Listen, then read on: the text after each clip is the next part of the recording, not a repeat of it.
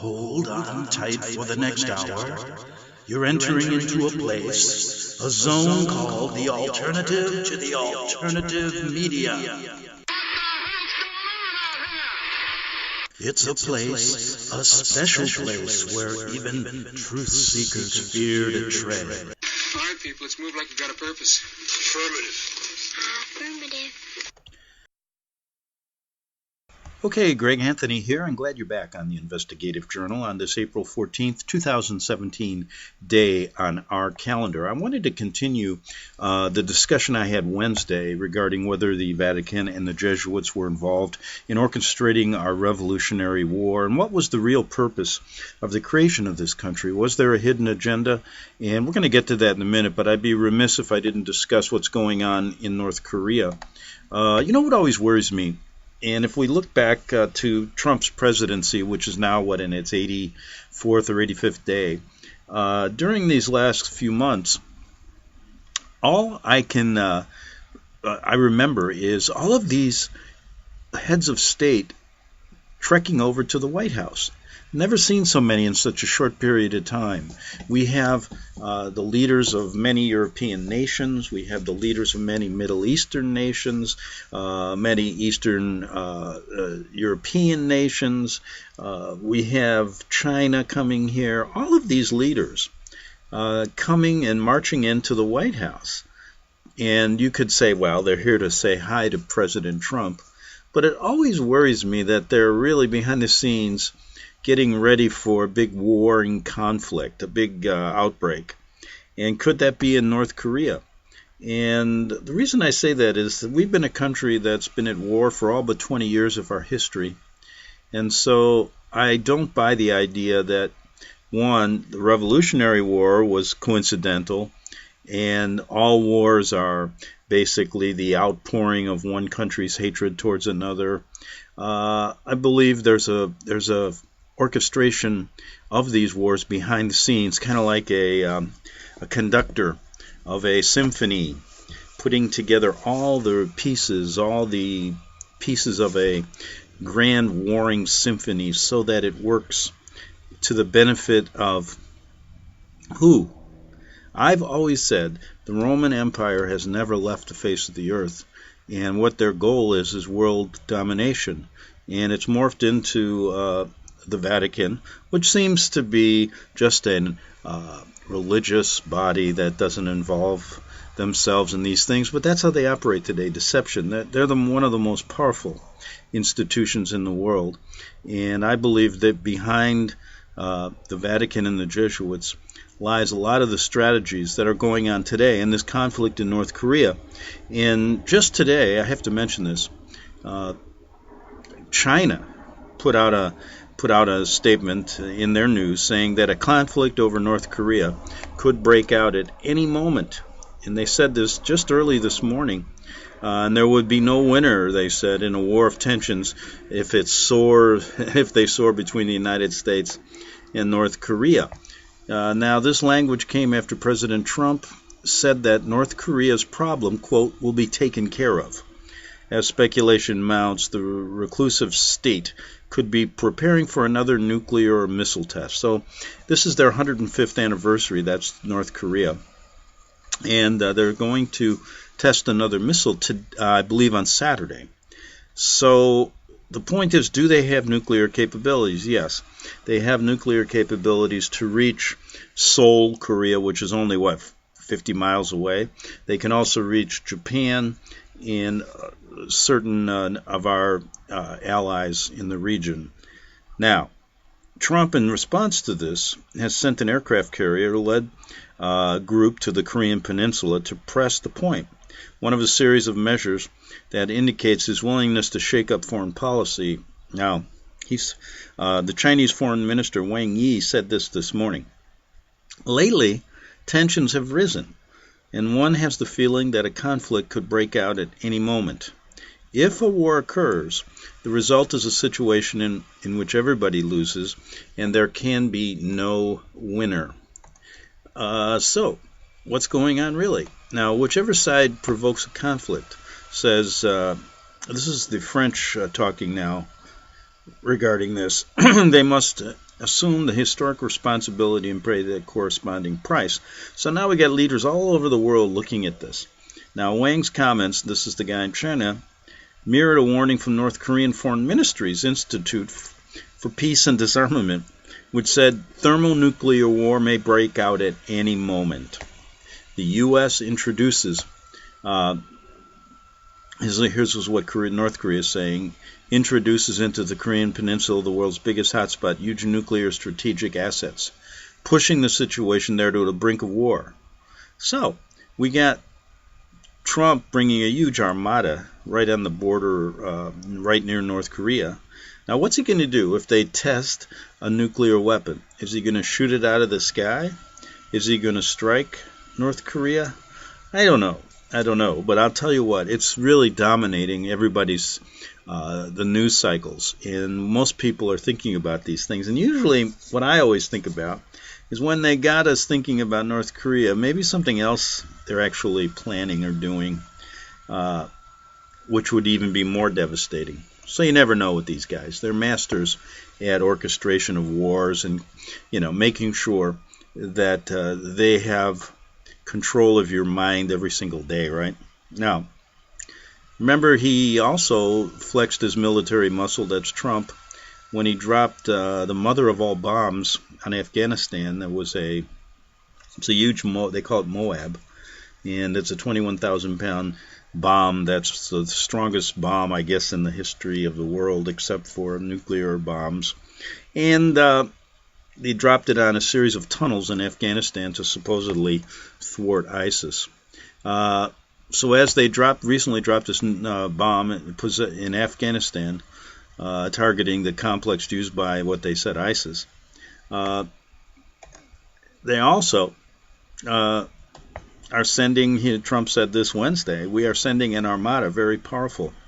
And he said this because he sent the USS Carl Vinson there. And a White House policy advisor said to this morning that the U.S. is assessing military options in response to the North's weapons program, saying another provocative test was a question of when rather than if. So the big question is, if North Korea now is testing a long-range nuclear weapon, they have a ballistic missile that can reach the western coast of the United States, but not with a nuclear warhead attached. So they're testing that. So what is Trump's reaction going to be Saturday if they do test a nuclear weapon? Watch that story as the United States. One interesting thing, I guess we ought to look at how many wars. I said we're a warring nation and been in wars for over 20 years. All but 20 years of our existence. But I wonder during that period of time, how many wars were going on at the same time, So now we have this Afghanistan, the war in the Middle East going on for 17 years. And we have this, now we could add a couple more countries to the list. So we got double wars going on, perhaps. Well, now we do, yeah. So when will there ever be a time that the United States becomes, a nation of peace? And I doubt if you'll see it in our lifetime, but maybe somewhere down the road. But anyway, I want to get to this subject of what was really behind the Revolutionary War and did the Vatican have any connection to it? Okay, let's look. What did John Adams say? He's given a few quotes about the Jesuits. And it is my contention that the Jesuits in the Vatican were involved up to their dirty necks in the orchestration of the American. Well, we got a plane flying low. Maybe they're going to attack the studio here. But anyway, John Adams had a lot to say about it, because I believe the Vatican and the Jesuits had a big part to play in, our Revolutionary War, as they did in others in Europe at the time, and also a reason for wanting to get their dirty little hands into this country.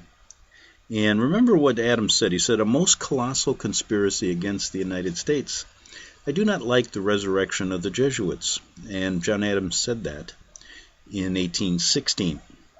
And this highly interesting portion of history, it's hard-pressed to find in any of the history books the part played by the Jesuits in the American Revolutionary War, War of Independence, 1776-1783. And the reason, I believe, is they want to keep their involvement out of it, because really they were creating a hidden agenda for creating this country. And to get facts to back this up is not easy. But I've tracked down a few things, and enough to put it on the table in any discussion about the American Revolution. And it's interesting that all the books in your college courses never want to touch this subject. And I gathered today we have such a climate of political correctness that even if you bring it up, you would be called a racist or a religious bigot. And that is geared at shutting you up. But we have seen in the past the role of the Jesuits can't be disputed in American Civil War. So wouldn't it be likely that if they were so involved in our Civil War that they had something to do with starting this country? But the question has to be asked, what part, if any, did they play in the war that transformed America from just a collection of independent states under the control of Britain to the United States of America? Now, when I'm confronted, when I do these stories and I get emails, these historians who think I'm off my rocker will tell us that this war was mainly something that was entirely due to arbitrary and intolerable acts of the British government, leading the colonists of America to get rid of Britain, right? We only hear about the Boston Tea Party, etc., etc.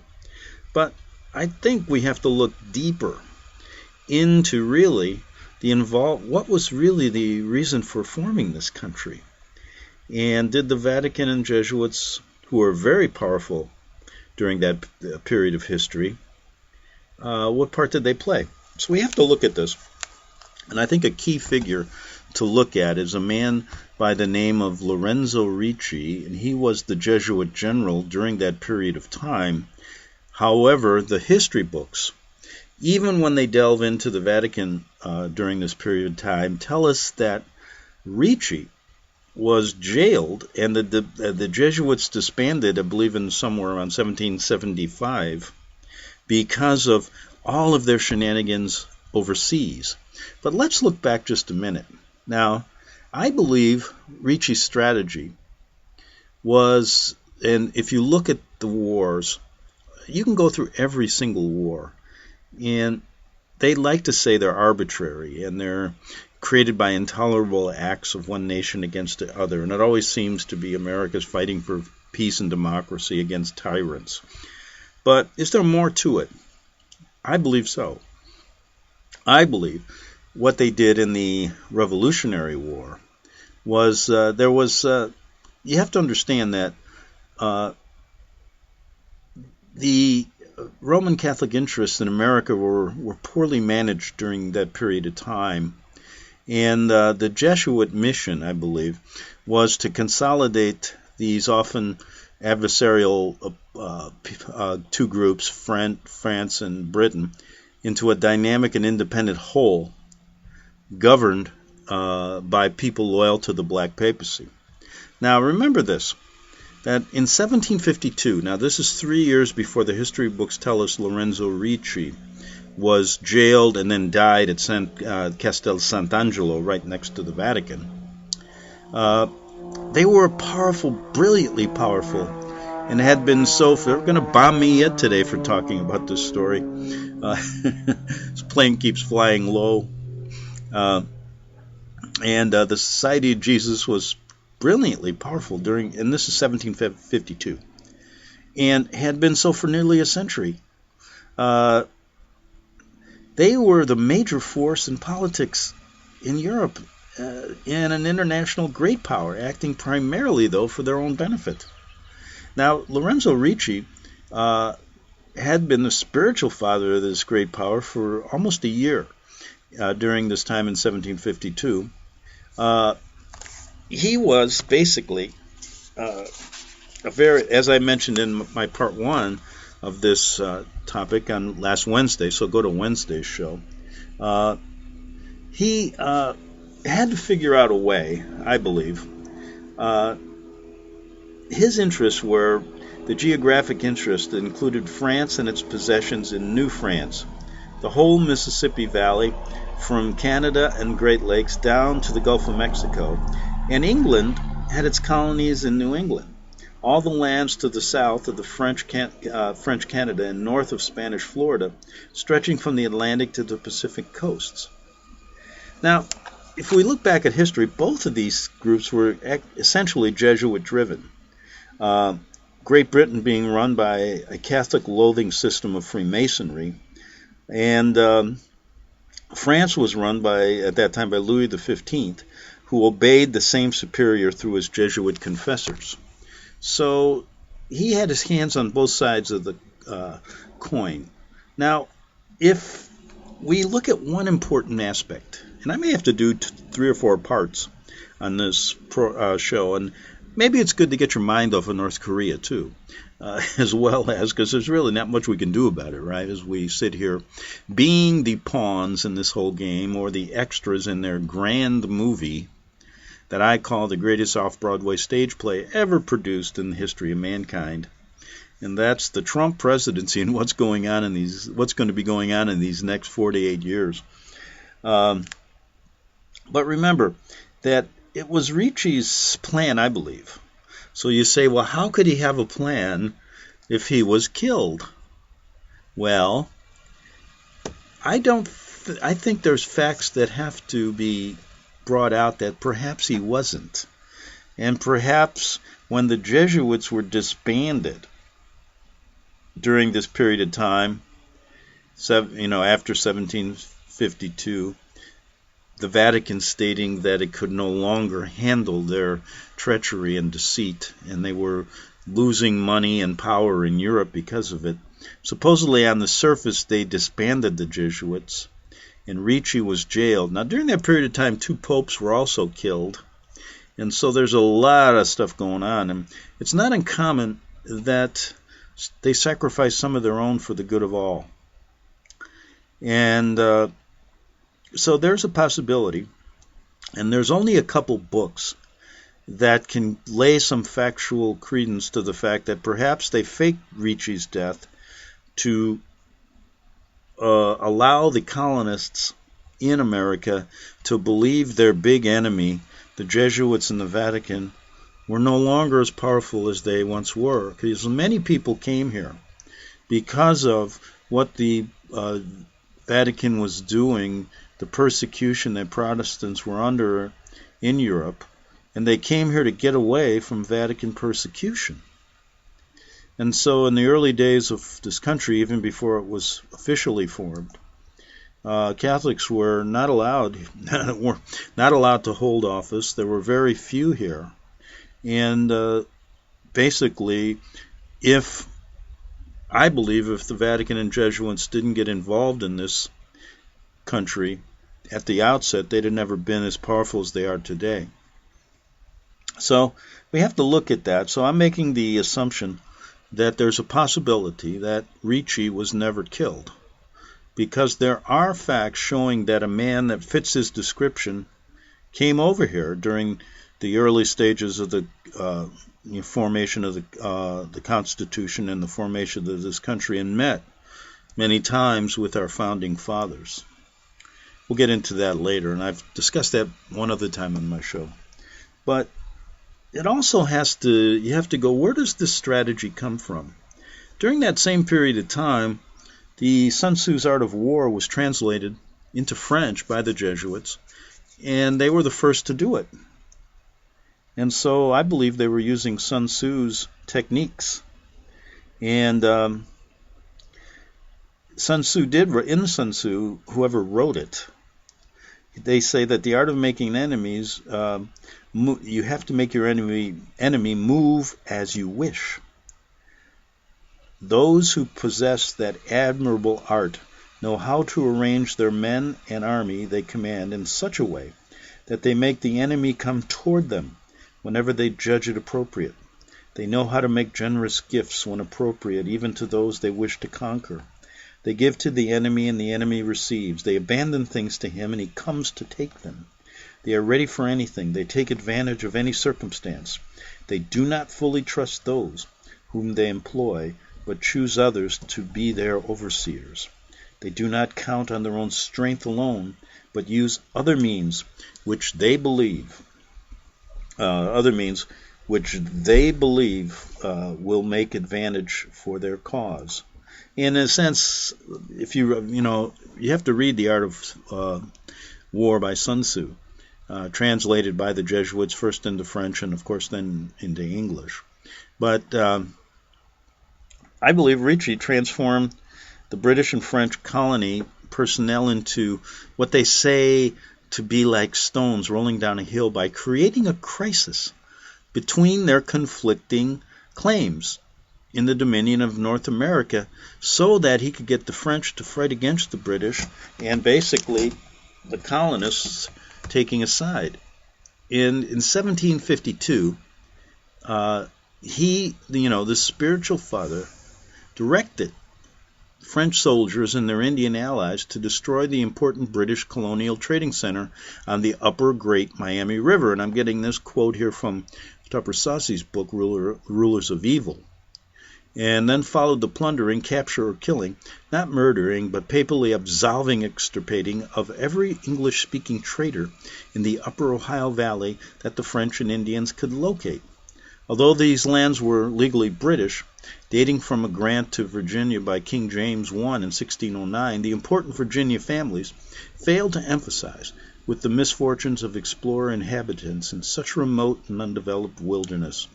But when, toward the end of 1752, the Virginia government granted an additional 1.5 million acres of Ohio Valley land, empathies burst into bloom. Suddenly the Virginians had something to lose, and it was being lost to a band of Roman Catholics and their Indian converts. So as you can see, what's happening here is Ricci is starting this ball rolling, right, to create a conflict behind the scenes. Now, why would he want to do this?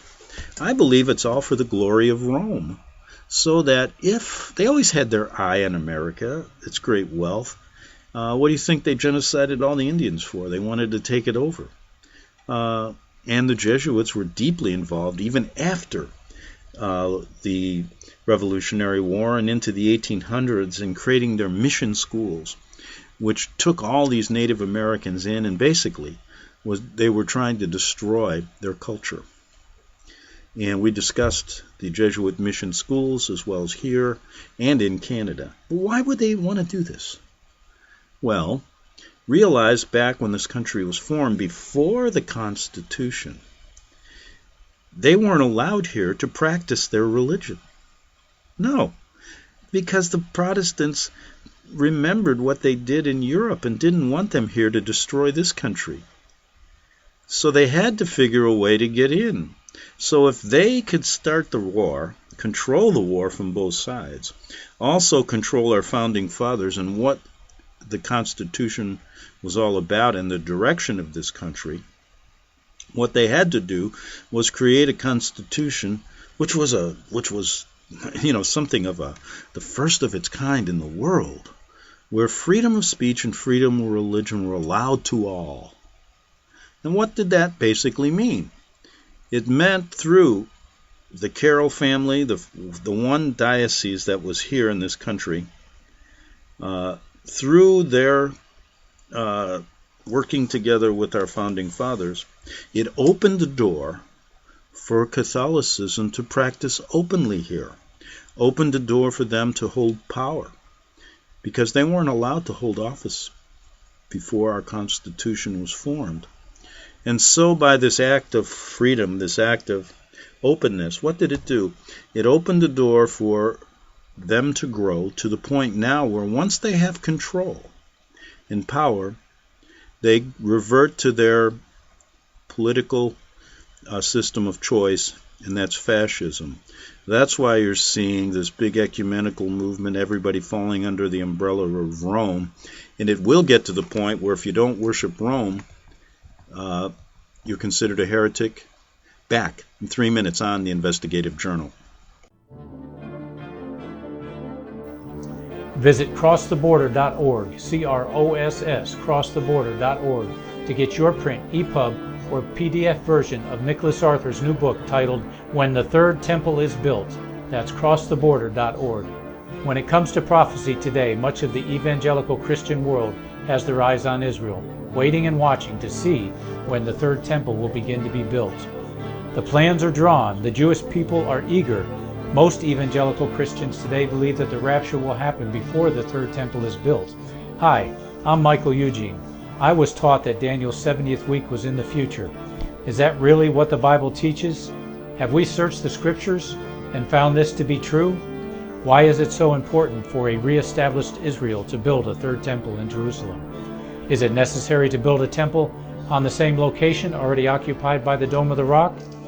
Is it necessary for sacrifices to take place in the temple on Temple Mount?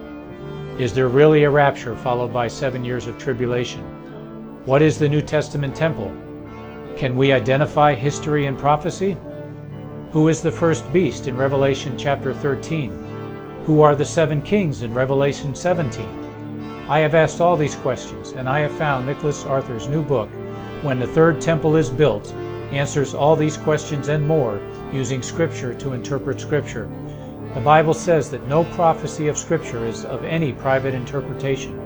Nicholas shows us in his new book, When the Third Temple is Built, how the Bible interprets prophecy and not man's private interpretation. Visit crosstheborder.org, CROSS, crosstheborder.org, to get your print, EPUB, or PDF version of Nicholas Arthur's new book titled When the Third Temple is Built. That's crosstheborder.org.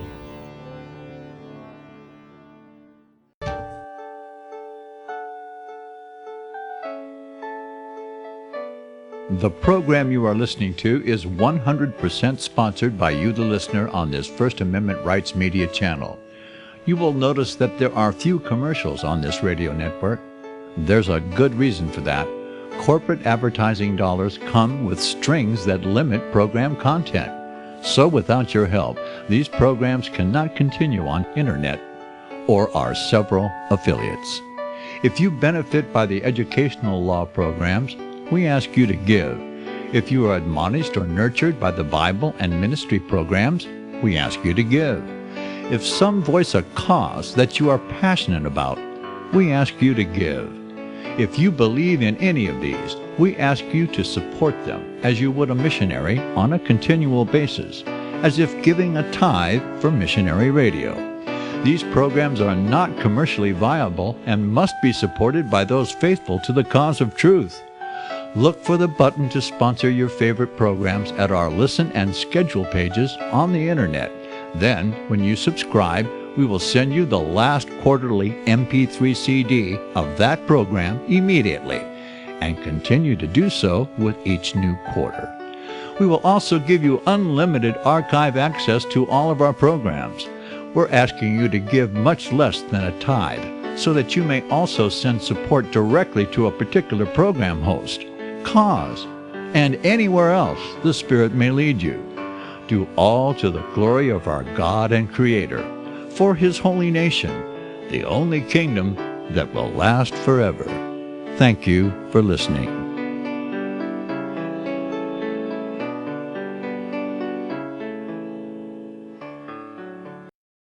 Okay, we're back for the second half hour of the Investigative Journal, and we're discussing the American Revolution. And isn't it nice, instead of thinking about North Korea right now, all of this stuff coming in, one after another war in America on the horizon, ships moving towards North Korea. And just now I heard that China says it's all of a sudden on our side, stating that it will cut off all its oil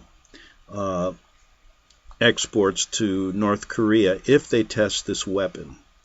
The question becomes, the leader of North Korea that they have created is so goofy. probably doesn't matter, but we'll see what happens.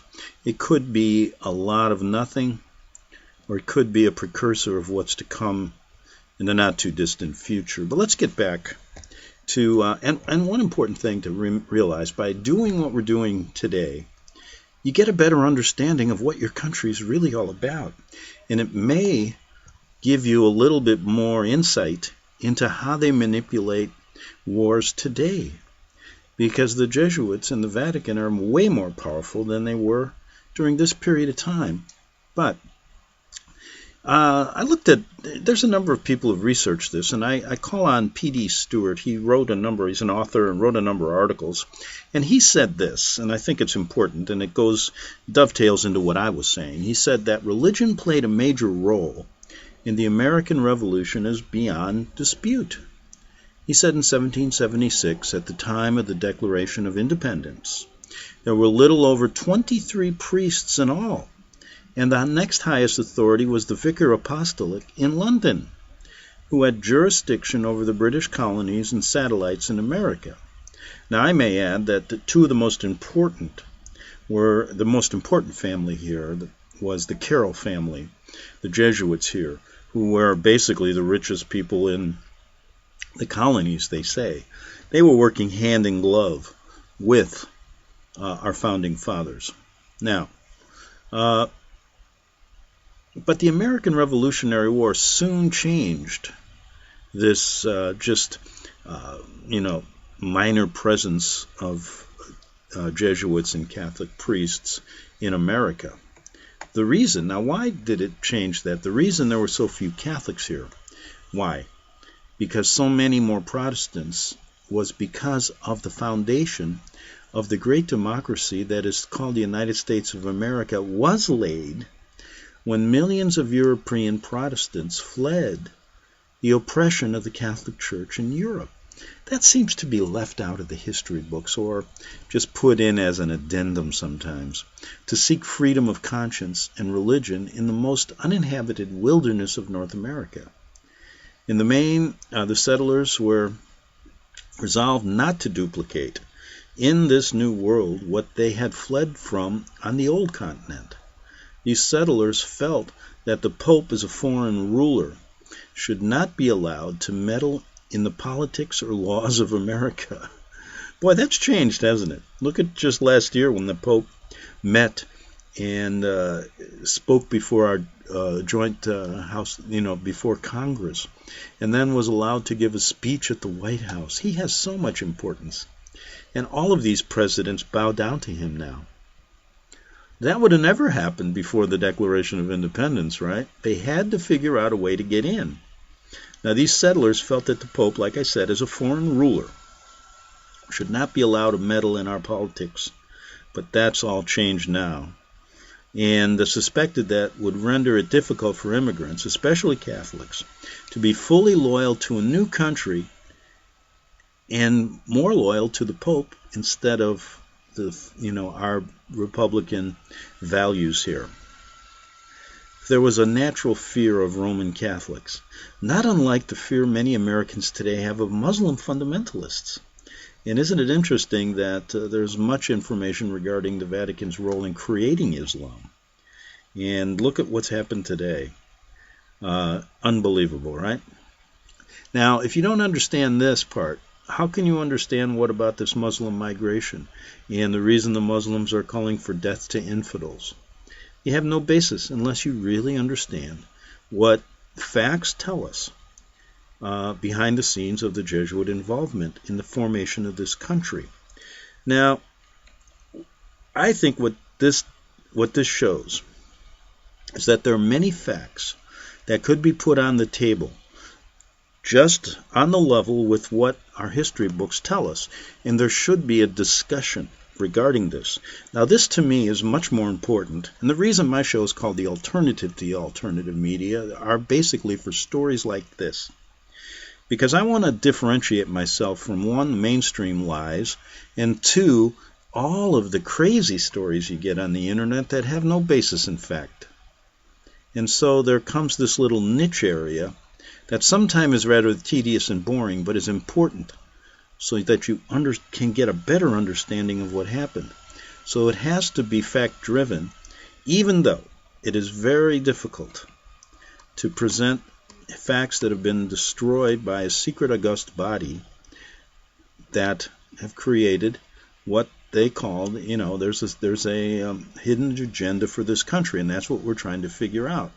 Now, if you look at the climate of the people that came over to this country during that period of time, what was one of their main fears? To keep the Jesuits and Vatican out. So what was Ricci's strategy? What was the Vatican strategy at the time? If we could make it seem as if the Jesuits were no longer powerful, if one country after another disbanded them in Europe, got rid of them in Europe, then it would, the colonists here would hear about it and say, wow, they're no longer a threat.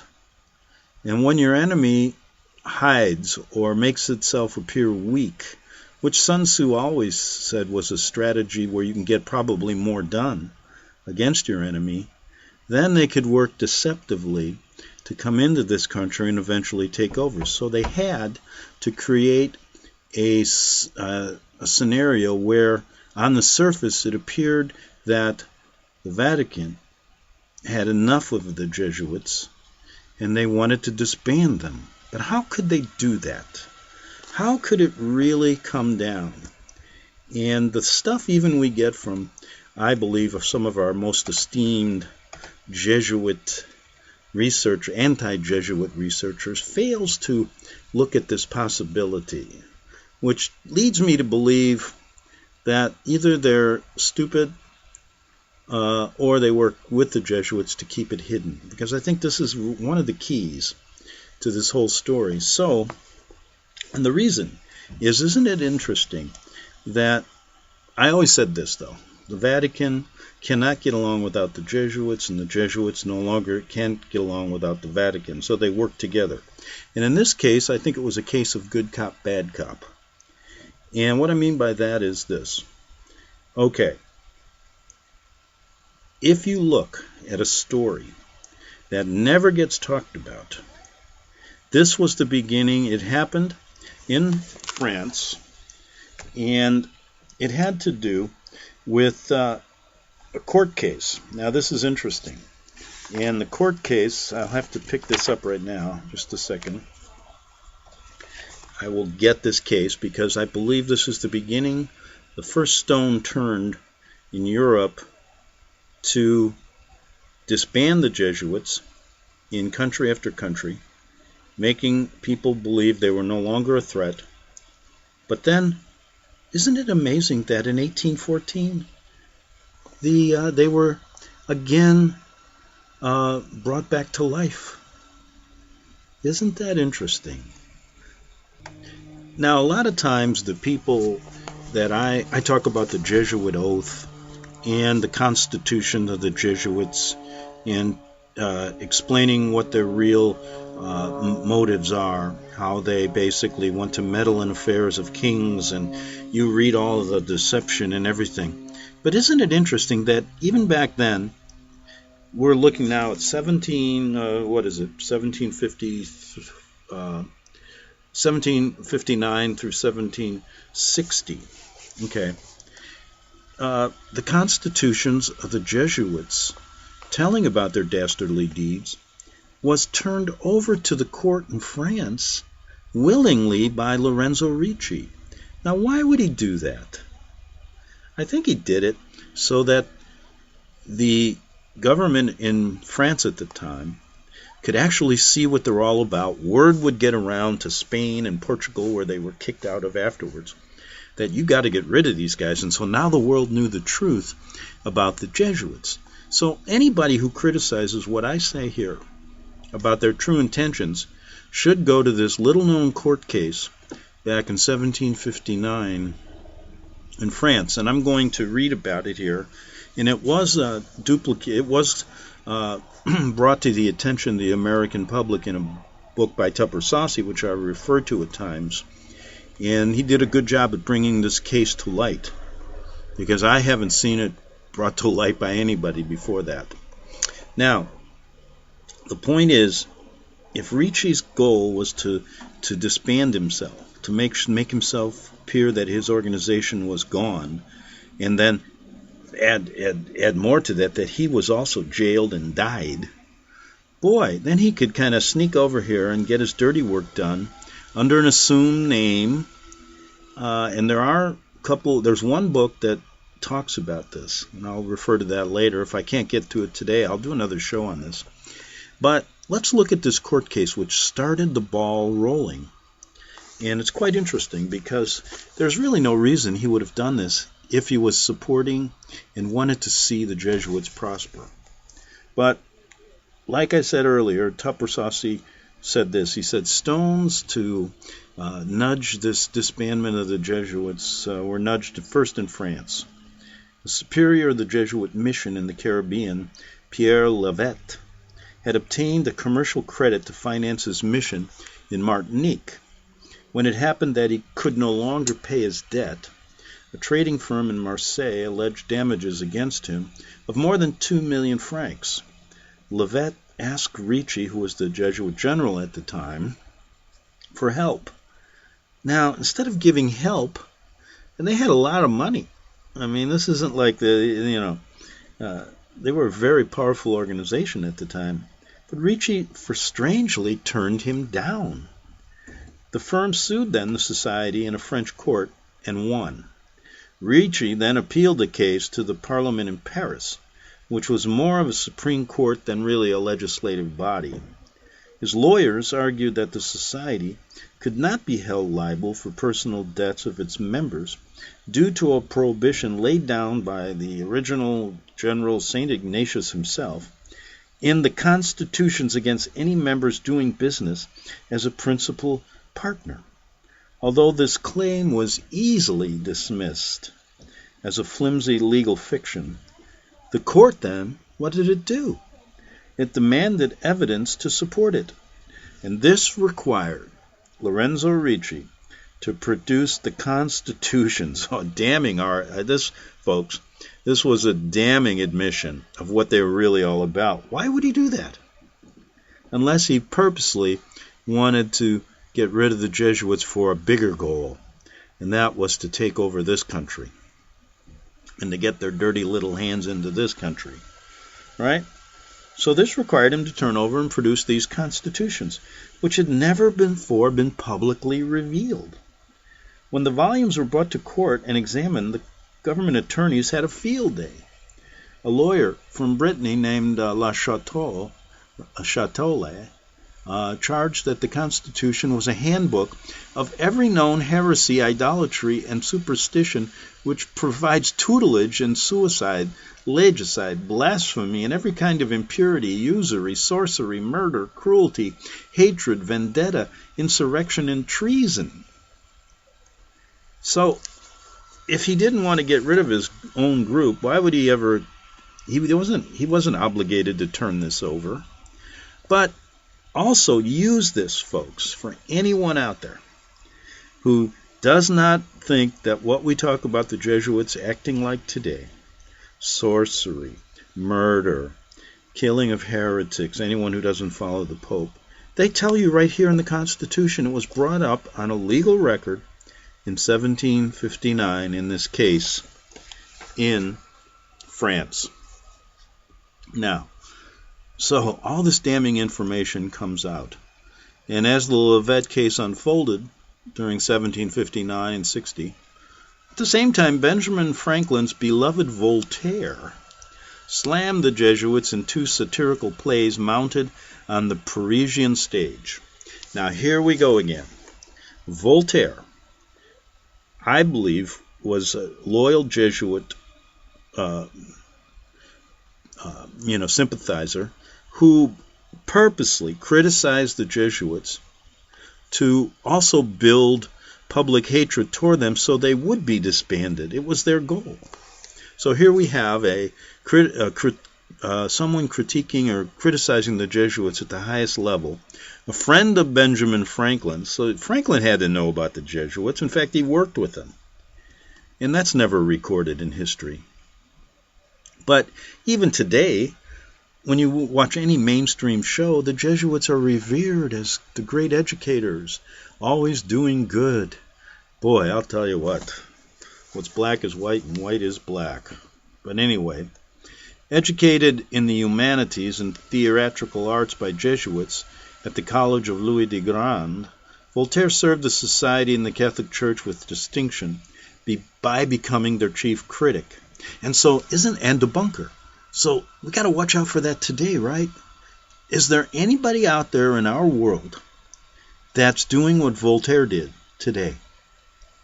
You put your thinking caps on and try to figure out one, or two, or three.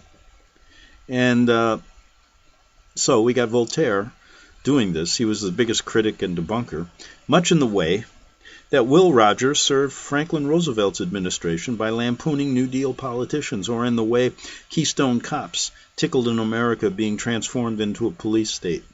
Audiences at the Candidi howled at Jesuit buffoons strutting about self-importantly, drilling their Paraguayan Indian troops in the art of communism, in the account of sickness, confession, death, and apparition of the Jesuit birth year.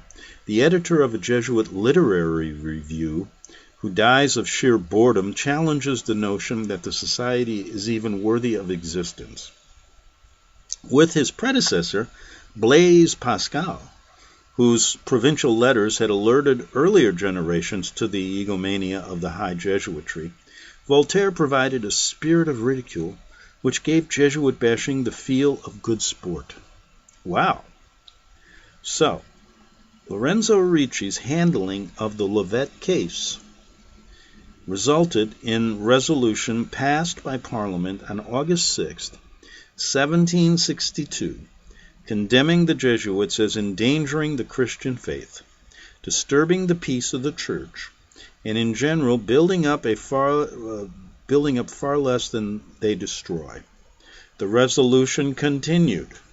And this is in a court of law. The resolution still there for those to read. It says the Society of Jesus, by its very nature, is inadmissible in any properly ordered state as contrary to natural law, attacking all the temporal and spiritual authority intending to introduce into church and state under the species veil of a religious institute, not an order truly aspiring towards evangelical perfection, but rather a political organization whose essence consists in continual activity by all sorts of ways, direct and indirect, secret and public, to gain absolute independence and then the usurpation of all authority.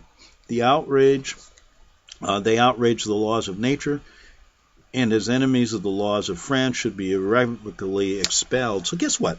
Louis XV, who was basically a Jesuit friend, Louis he's obedient to the Jesuits. He signed it. So he signed a resolution to get rid of the Jesuits, and it's highly unlikely that he would ever sign a resolution condemning the Jesuits. Interesting, huh? Unless what? Ricci told him what they're doing. So basically, he says, look, we got to pretend we're destroyed here. You got to destroy us. We're going to come to life again, and we need to do it for other reasons. So, we have Ricci, I believe, destroying his own society for a higher purpose. And so this caught on all over Europe. And to make a long story short, because I don't have much time, they were kicked out of many other countries, Spain, Portugal, etc. Same MO. And it passes down through word of mouth and everything over here in our country that the Jesuits are no longer in existence. They're no longer a threat to us. But at the same time, what could really be happening? Could it be that this all was a ruse? This was all a setup? And what makes me believe that that's a very strong possibility is that in 1814 there was another papal bull signed bringing the Jesuits back to life. I contend they never really were disbanded. They just went underground. And there's a couple next, and I'm only got 3 minutes here, so I'll do this on the next show. There's some evidence showing that they could have faked Ricci's death, and then he came over on a ship here as what some witnesses say was a unknown professor that was at all of the meetings with our founding fathers, very close to Franklin. And that makes sense, because Franklin used to go over to Europe all the time in his Freemason societies, etc. And we already know the connection between the Jesuits and Freemasonry. So anyway, here we have a possibility. So he can come here, and there's a lot of information. There's some information, and only one book I could find that documents what I'm saying. But that could be enough, because knowing that they will destroy most every possible clue to help create a circumstantial evidence case that what I'm saying is true, if you can keep this from the American people, you can spread the lie that today, when you hear the biggest lie of all, that the Vatican and the Jesuits have changed, they're only doing good, this was in the past, I think that is a complete lie as well. Because look who benefited, look who benefited from the Declaration of Independence and the Constitution. A group that was not allowed into our country now practices their religion here. On the surface, they appear to be this benevolent organization, but behind the scenes, their main concern is control, because the Roman Empire has never been disbanded. And isn't it also interesting that they're allowing their sister religion, the one they created, Muslims, to flood our country now? And apparently our government doesn't even mind if they practice Sharia law in some courts. Allows radical Islam to prosper here, correct? That's what I see. So the question becomes, isn't it, if many Americans understood this, maybe we would understand the reason why we're involved in all these wars and what's happening all over with ISIS and all their connections to ISIS. Because if you just say to someone, the Vatican created Islam, the Vatican was instrumental in orchestrating ISIS, people look at you as if you're nuts.